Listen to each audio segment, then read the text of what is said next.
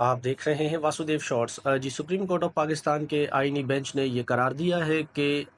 Civilian کا trial فوجی عدالتوں میں ہو سکتا ہے، تو اس فیصلے کے بعد پورے پاکستان بھر میں سپریم کورٹ آف پاکستان کو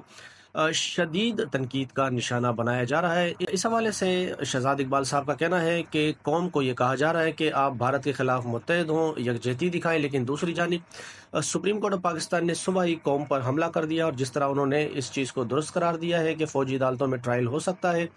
سویلین کا جبران ناصر صاحب ہیں، ان کا بھی یہی کہنا ہے کہ سپریم کورٹ کے اس فیصلے کی میں شدید مذمت کرتا ہوں کہ یہ نہیں ہونا چاہیے۔ ہمیں دشمن ملک کے حملے کا بھی سامنا کیا رات کو، اور صبح سپریم کورٹ نے خود جمہوریت کو جو ہے وہ